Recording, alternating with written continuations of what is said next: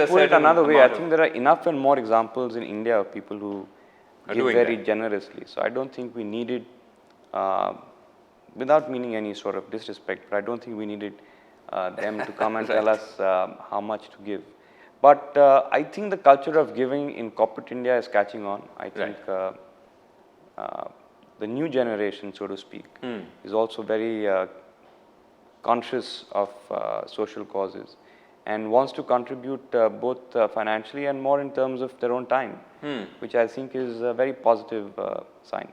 Now tell me about yourself. The company has grown exponentially since the 14 or 15 years that you took over. You took over at a very young age in very difficult circumstances. You've clearly worked around the clock to achieve this, and you made huge acquisitions. I was reading that you've made something like almost 25 acquisitions in the past 14 years. Is that roughly a correct figure? I think so, more or less. Somewhere in that ballpark.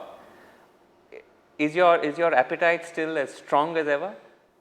Well, absolutely. I think, the fact is that about half our turnover now comes from overseas. I think in many ways it's very exciting times for the group, Srinivasan. It's the first time that we are actually doing large on-the-ground projects all across the globe, projects worth about $2 billion US, which for us is a first time and a sort of a new chapter, so to speak, in our corporate life.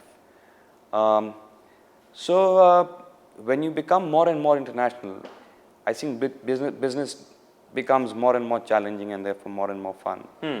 And I think it's something that I feel passionate about. I'm passionate about the work we do. I have great teams, very fortunate about that. And that makes a huge difference.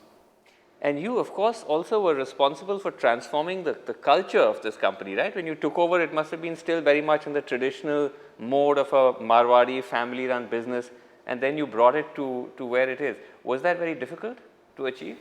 Firstly, we must remember that it was a very successful company even then. So we're not talking about a turnaround situation. And even if you look at other business groups at that point in time, they were sort of marked by having large numbers of executives from a community or two communities. But I think in our case, we felt that we required new competencies. The world around us had changed so much. Therefore, we had to import skills from outside. And therefore, from being very homogeneous, we started becoming more and more heterogeneous. And since we've always been so sharply focused on creating a meritocracy, there are always sort of growing up pains in a process like this. But my own experience is that if there is transparency and if there is communication, and if people perceive and believe that what you're saying is true and you're walking the talk, it makes it so much more enjoyable and so much simpler.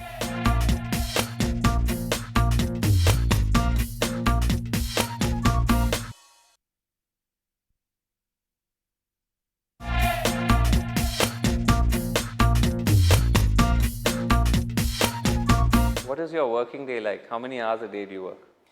I work pretty normal hours actually. I think as much as an average Mumbaikar. Oh, really? But well, what is that? Because you do have a reputation of being somewhat of a workaholic. I actually work normal hours, maybe about 10 to 7, 10 to 8 at times, but I work a full day on Saturdays. I think that the only difference is that my work days are very intense. So I don't really take breaks during my time here in office. Are you getting enough time with family, as much as you'd want? Not as much as I'd like. We've got now an 8-year-old and 2 growing up teenage kids. So lots of action, especially with the teenagers. Right. So I think I've got to take out more time for the family. Yeah, in fact, I read a lovely interview that you and your wife Neerja gave, where you were talking about listening to music, spiritual music and all of that. Is that something that's something you seem to enjoy quite a lot of? And so we're all fond of music, and we've got pretty eclectic taste, so not confined to any particular type of music. But yes, I think trying to get a better work-life balance is always a huge, huge challenge. Is a Birla going to take over this company? Yes. You're very clear about that? I'm very clear about that. And why is that? Why is that? Why should that be a given? I think that the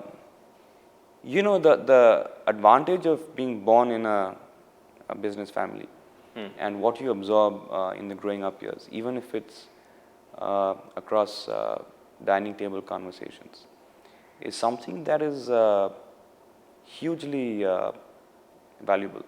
I think that's hugely irreplaceable. Can't be replicated in a It's business very school. difficult to replicate that. I think it has much more to offer than a 2-year MBA, for example.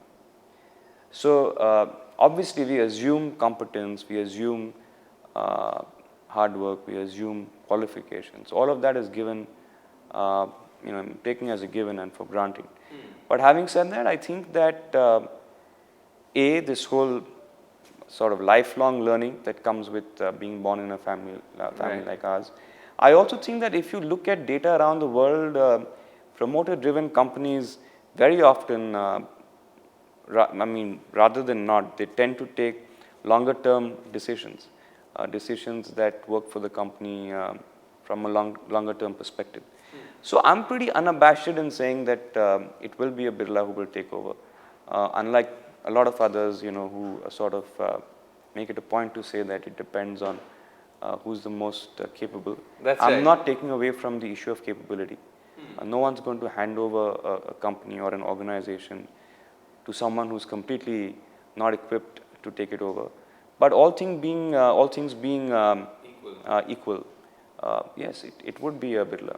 So those who say that there should be a change in the culture of corporate governance in India, that you now need to move towards pure meritocracy, move away from this idea of family-run businesses and this kind of sense of automatic inheritance. You don't subscribe to that, clearly. So, Srinivasan, we're not a family-run business because I'm the only one from the family who's actually running the business. Right. But you're So saying you that could you will say be that, replaced by a member of the family. I'm saying that very sort of truthfully and unabashedly. But like I said, it assumes competence, it assumes qualification. And so who You will that have be? to, That will be one of your kids. It would be one of them. It could be all three of them. So it's too early in the day to talk about that because it's like crystal ball gazing. But and having said that, I think that we are more meritocratic than a lot of multinationals.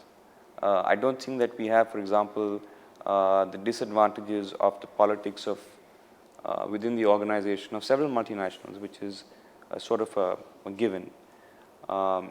Nothing wrong with it, but that comes with the territory. Right. I think that if you talk to people who work here, they will tell you that your performance determines your growth in the company. Right. So you pretty much are in control of your own destiny and future. Okay, well, that was as candid as ever. Kumar Birla, thanks very much indeed for talking to us. Thanks very much.